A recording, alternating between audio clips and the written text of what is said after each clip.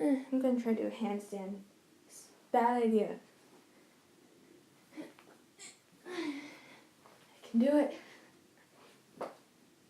Anyways, I did briefly go over this product in all of my tech video, but it was extremely brief. So in this video, I'm going to be more in-depthly reviewing my Canon 40D.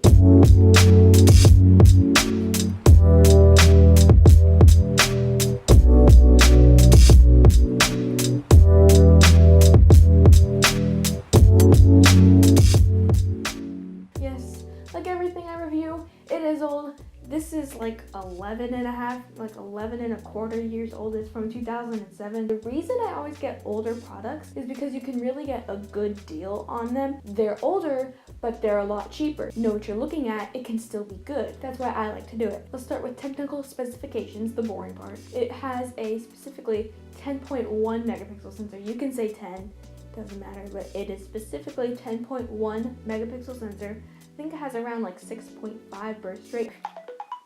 Shut up, you stupid group chat! I lost my train of thought now.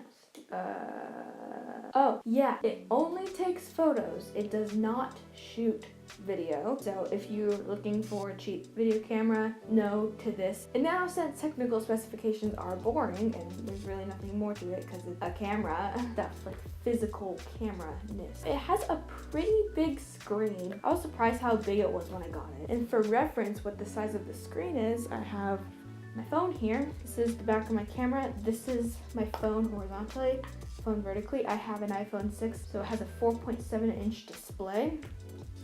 So you can compare that. And it does have live view. It's the first one in this OD series. This is the first one in this to have live view. And it does have an APS-C sized crop sensor, so it is not full frame. I don't think that's a bad thing. So whatever lens millimeter your lens is, APS-C crops that by 1.6 times. So you just have to take note. If you have 35, multiply it by 1.6, then that's going to be around 50. I'll actually see. What is 35 times 1.6?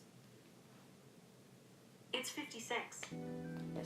So if you have a 35 millimeter lens and then you put it on an APS-C size sensor, you'll have a 56 millimeter lens. You have an 85 millimeter lens and you times that by 1.6. What is 85 times 1.6? That would be 136. You'll have a 136 millimeter lens.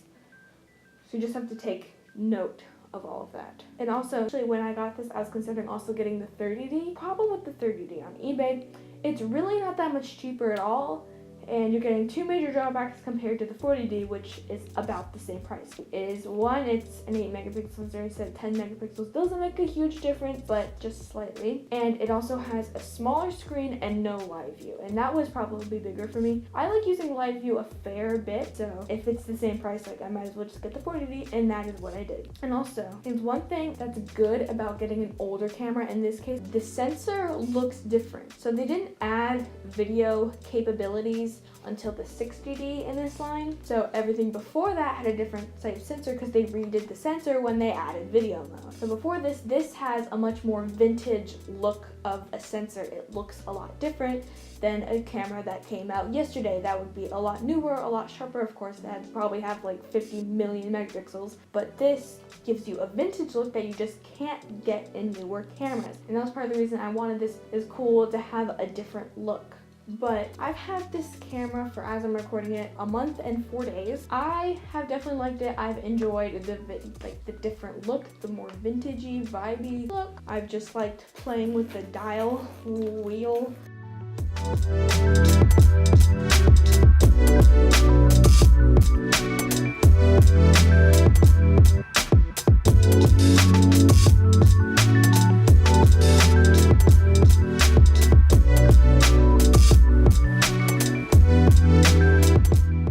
Well, I hope you enjoyed the video anyways. Goodbye.